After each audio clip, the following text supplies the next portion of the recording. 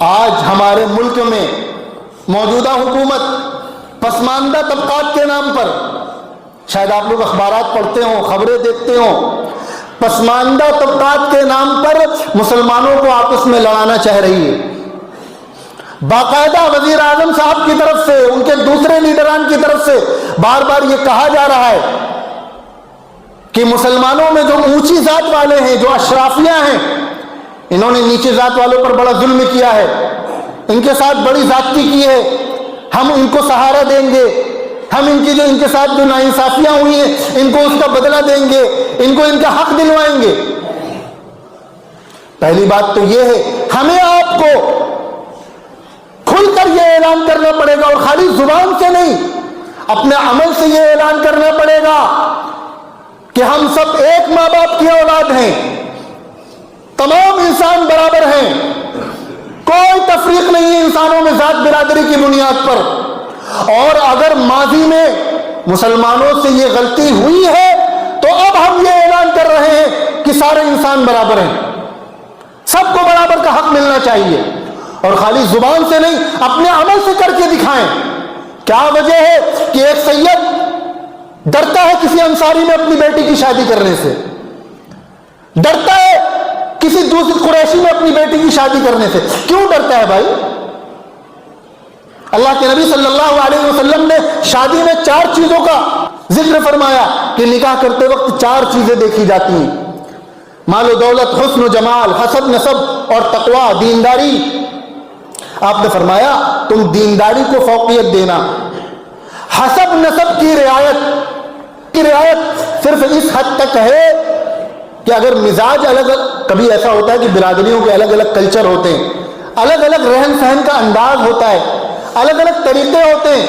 اگر ایک برادری، ایک ماحول کی لڑکی دوسرے ماحول میں چلی گئی تو شاید وہ ایڈجسٹ نہ کر پائے۔ اس بنیاد پر آدمی چاہتا ہے کہ ایک ہی برادری میں شادی ہو جائے، یہ بالکل الگ چیز ہے، اس کو کوئی نہیں منع کرتا، لیکن اس وجہ سے کہ ارے ہم انصاریوں میں شادی کر دیں گے، یا ہمارے جاجموں میں جو برادری، میں بہت کھل کر بات کر رہا ہوں، ہمارے جاجموں میں جو برادری ہے، اس بنیاد پر کہ غیر برادری میں شادی کر دیا تو پتہ چلا بڑے بھائی نہیں پہنچے شادی میں، بڑے بھائی نے نکاح میں شرکت نہیں کی، غیر برادری میں کیسے شادی کر دیا؟ خوب اچھی طریقے سے یاد رکھیے، یہ سراسر غیر اسلامی فکر ہے، یہ غیر اسلامی سوچ ہے۔ مذہب اسلام کا، حضرت محمد صلی اللہ علیہ وسلم کا، قرآن کا اس سوچ سے دور دور تک کوئی واسطہ نہیں ہے۔ اور خالی یہی نہیں،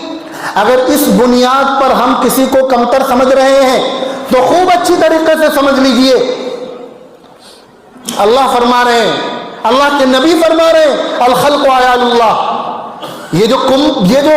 انسان ہیں، یہ جو مخلوقات ہیں، یہ اللہ کا کنبہ ہے، یہ اللہ کی فیملی ہے۔ اللہ کو فیملی کی ضرورت نہیں ہے، عزت دکھانے کے لیے کہ انسانوں کی عزت، اللہ نے کیا عزت سے نوازا ہے ان کو کیا مقام دیا ہے۔ وَلَقَدْ كَرَّمْنَا بَنِي آدم کے اولاد کو اللہ نے جو اکرام عطا کیا ہے، اس بنیاد پر فرمایا جا رہا ہے الخلق عیال اللہ، کہ مخلوق اللہ کا کنبہ ہے، اللہ کی فیملی ہے،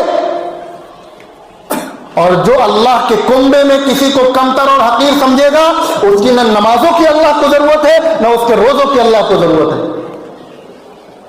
اللہ کو کوئی ضرورت نہیں ہے ایسے لوگوں کے سجدوں کی جو اللہ کے مخلوق میں کسی کو کمتر سمجھے، ذات کے نام پر، برادری کے نام پر۔ اللہ کو کوئی ضرورت نہیں ہے ایسے کلمے کی اور ایسے نماز روزے کی۔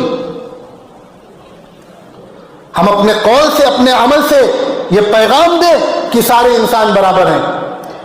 اور پسماندہ طبقات کے نام پر مسلمانوں میں تفریق پیدا کرنے، پھوٹ ڈالنے، اور وہ طبقہ جو بیچارہ غربت کی وجہ سے،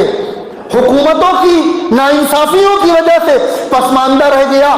اس کی پسماندگی کا الزام مسلمانوں کے سر ڈال کر اپنی ذمہ داریوں سے کنارہ کش ہونے کی جو کوشش چل رہی ہے، اپنے عمل سے اور اپنے قول سے مسلمان اس کو ناکام کریں۔ اور ہمارے وہ بھائی جن کو ذات برادری کی بنیاد پر نظر انداز کیا گیا ہے اب تک، ان کا خیال کریں،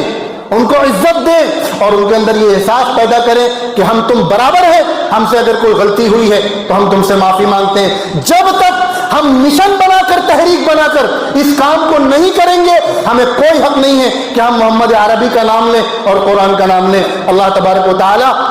ہم سب کو اس گندی سوچ سے ہماری حفاظت فرمائے، اور خالص اسلامی اور محمدی جو سوچ ہے کہ سارے انسان برابر ہیں، اس سوچ کے ساتھ ہمیں دنیا میں رہنے کی توفیق عطا فرمائے۔